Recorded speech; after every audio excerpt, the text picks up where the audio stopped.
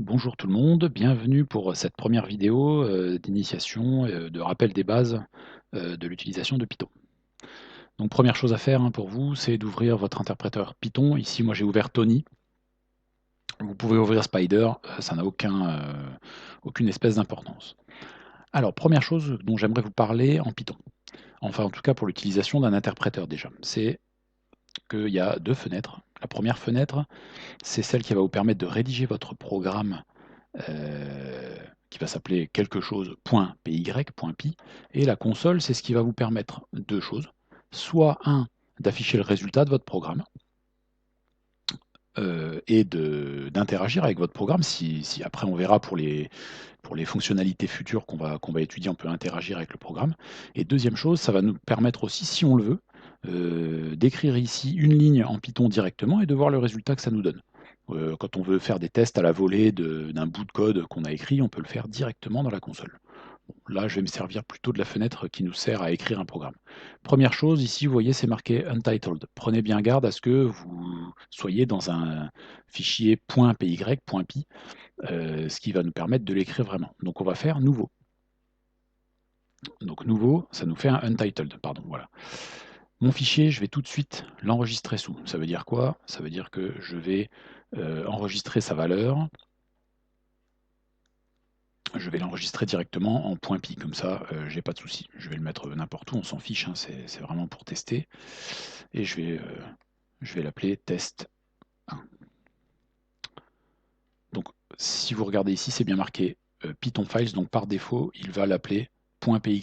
Vous pouvez lui mettre une extension .py, il va l'ajouter. Si vous ne la mettez pas, il va la mettre tout seul. Première chose dont j'aimerais vous parler, ce sont les variables. Normalement, vous avez déjà vu ce que c'est une variable. Une variable, ça va être quelque chose dans lequel vous allez pouvoir stocker une valeur. Et cette valeur va être, comme son nom l'indique, variable. Par exemple, ma première variable, je l'appelle ma variable, et je lui donne la valeur de 3. Voilà. J'enregistre mon fichier. Voilà, j'enregistre mon fichier. Et ici, avec cette petite touche, je vais pouvoir, ce qu'on appelle run, run mon petit programme. Voilà. Il me dit run test 1 et il attend. Bah oui, évidemment, je lui ai juste donné une variable. Par exemple, si je lui demande de m'afficher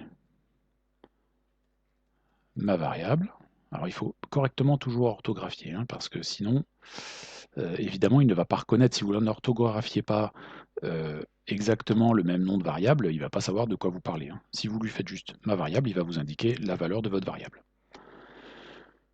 Deuxième chose que j'aimerais vous dire à propos des variables. Il y a une convention qu'on utilise notamment au lycée, mais entre plusieurs développeurs Python, c'est que les noms de variables, on ne met pas d'espace. Alors ça, c'est pas une convention, c'est une obligation. Donc pas d'espace dans les noms de variables et pas de majuscules dans les noms de variables, que des minuscules. Les majuscules, on va les utiliser pour d'autres objets en Python. Et ça nous permettra, quand vous ferez du Python à un plus haut niveau, de ne pas confondre des variables avec d'autres objets. Ça, c'est une convention, on a le droit, on peut mettre des majuscules dans les variables, mais moi, je vais vous demander de ne jamais mettre de majuscules dans une variable. Alors, ces variables, ces objets-là, ces variables peuvent être de plusieurs types. En fait, en gros, là, je vais vous parler de 3 types de variables. Donc les 3 types sont les entiers, des nombres entiers, 1, 2, 3, 4, 5, etc. Ce qu'on appelle des floats, float, F-L-O-A-T, ce sont des nombres à virgule. Et ce qu'on appelle des strings ou des chaînes de caractères, donc strings en anglais. Les chaînes de caractères, ce sont des suites de lettres. Donc là, ma variable, si vous avez suivi, c'est un nombre entier, donc ça doit être un entier. En anglais, entier se dit integer. Donc si on demande à Python le type de ma variable, donc comment on fait ça? On écrit type parenthèse et on met le nom de la variable. Ici, je l'ai appelé ma variable. Et il me retourne donc le type, en tout cas lui pour lui c'est une classe, ça vous verrez plus tard ce que c'est une classe en Python, pour l'instant on ne va pas s'occuper de ça. Il me retourne int, int en anglais, enfin c'est l'abréviation de integer qui signifie entier en anglais. Bon, voyons maintenant, je vais rajouter une variable que je vais appeler variable tout simplement, et je vais mettre un nombre à virgule. J'enregistre, hein, sinon ça ne fonctionne pas. Je fais tourner, ok, il attend. Si je lui demande le type de la variable que j'ai appelée variable, il m'indique que c'est une float. Donc en fait, ce qu'il y a de bien avec Python, et ce qui n'est pas le cas de tous les langages de programmation, c'est que Python est capable d'attribuer un type directement à ce que vous rentrez dans votre variable. Il y a certains langages où vous êtes obligé de lui indiquer quel est le type de ce que vous indiquez, parce que lui tout seul, le programme ne va pas savoir quel est le type de votre variable. Là, Python, c'est assez confortable, puisque lui, il devine tout de suite de quoi vous parlez. Alors, vous verrez plus tard, quand on verra la commande input, que ça peut poser quelques problèmes et qu'il faut y penser parfois au type de variable. C'est pourquoi j'arrive à un point très important. Ce que je vais vous demander comme autre convention, c'est d'annoter vos fichiers Python. Alors comment on annote des fichiers Python? Annotez-les, vous savez, c'est comme on faisait avec le HTML, c'est de mettre des commentaires pour expliquer ce qu'on a voulu faire. Soit s'expliquer à nous-mêmes quand on va reprendre notre fichier plusieurs mois plus tard, soit expliquer à ceux à qui on donne le fichier. Alors comment on fait un commentaire en Python? C'est simple, vous faites Alt-GR et le bouton 3 pour faire un dièse, et le dièse, c'est un commentaire qui ne sera pas pris en compte dans le programme. Dernier type de variable dont j'aimerais vous parler, c'est la variable string, c'est-à-dire des chaînes de caractères. Alors attention, quand vous déclarez une variable sous forme de chaîne de caractères, il ne faut pas oublier de mettre les guillemets. Si vous ne mettez pas de guillemets, il ne va pas comprendre ce que c'est, il ne va pas la prendre en compte, et vous allez avoir une erreur. Donc là, par exemple, qu'est-ce que je vais bien pouvoir mettre? Mon nom égale, attention, je mets des guillemets. Voilà. Donc là, qu'est-ce qui se passe? J'enregistre, je fais tourner mon programme, et si je lui demande le type de mon nom,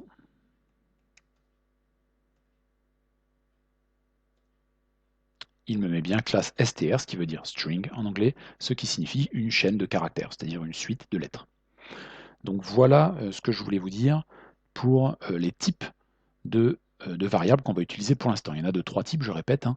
Vous avez les variables de type string, donc des chaînes de caractères, des suites de lettres, que l'on met entre guillemets. On a les variables de type float, qui sont des nombres à virgule, et nous avons des variables de type int, integer. Integer signifie entier. Voilà pour les variables. Alors attention,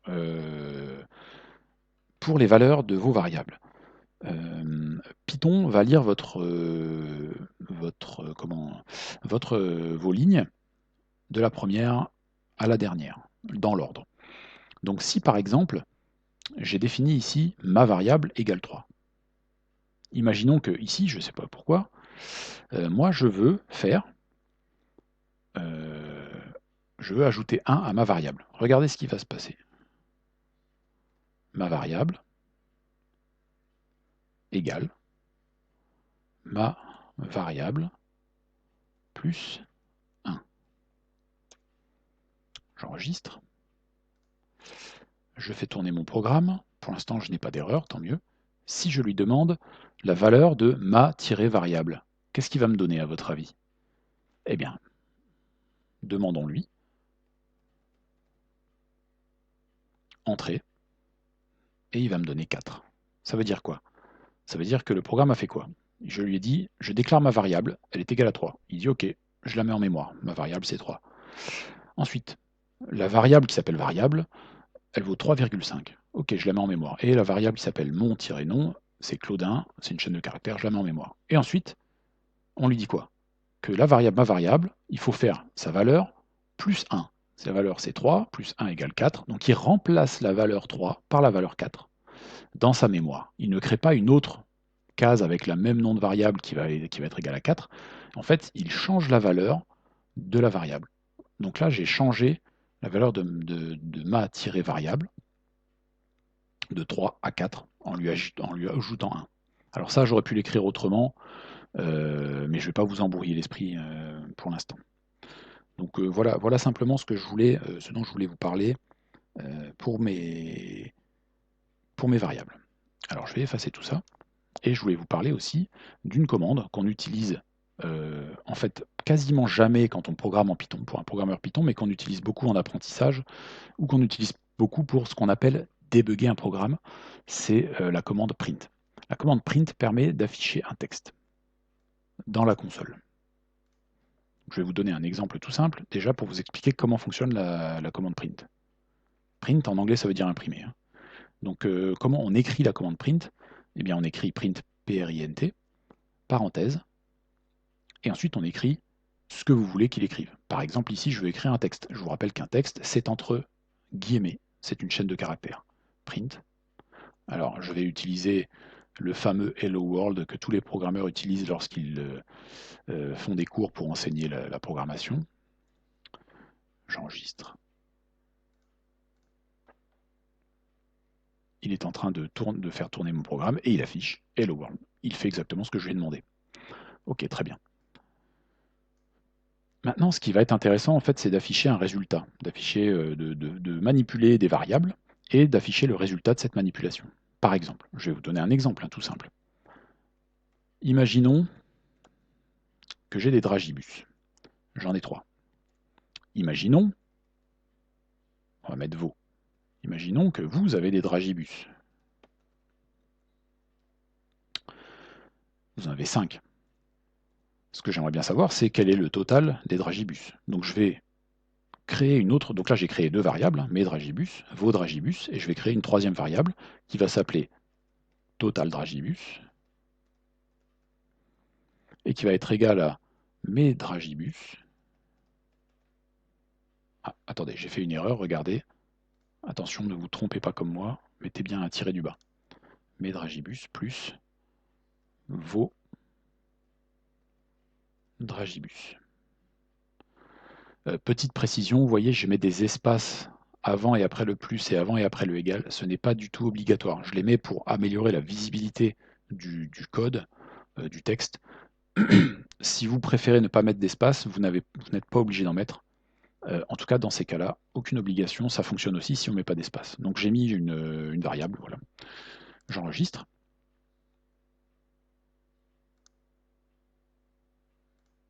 Je fais tourner. Et si je veux afficher que vaut la variable total dragibus, et bien voilà, ça fonctionne très bien. Il a additionné mes dragibus et vos dragibus, ce qui fait 8.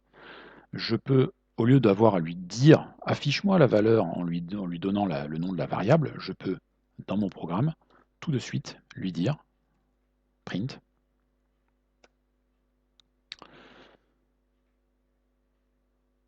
Regardez ce que je vais faire. Attendez, j'ai oublié un truc très important. Guillemets.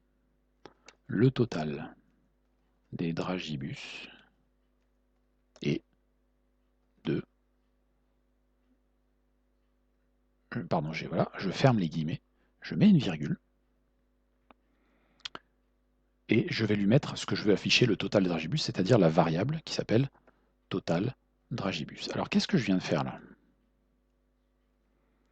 Qu'est-ce que je viens de faire?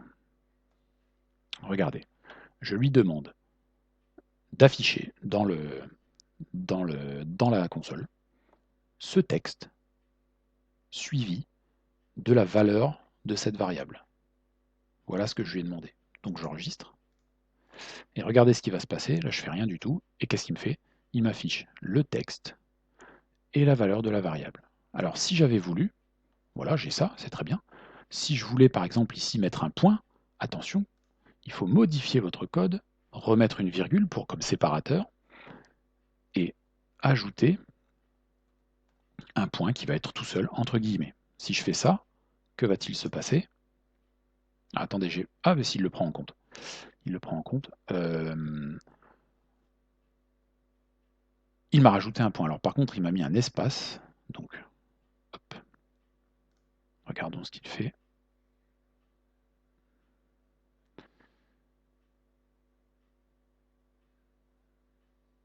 Alors pourquoi il me met un espace? Je ne sais plus. Est-ce que ce serait là? Je me fais toujours avoir avec les espaces. Bon, je ne sais plus, c'est pas très très grave. J'obtiens à peu près ce que je voulais, c'est-à-dire le total des dragibus est de 8. Donc voilà pour la fonction print. Vous allez pouvoir manipuler des variables, faire des additions, des soustractions, etc. Et ensuite afficher un résultat en mettant une petite phrase de conclusion, si on veut, hein, une petite phrase un peu sympathique. Dernière chose que j'aimerais vous dire, très importante, vous ne pouvez pas additionner des chaînes de caractères. Je vais reprendre l'exercice en mettant des chaînes de caractères.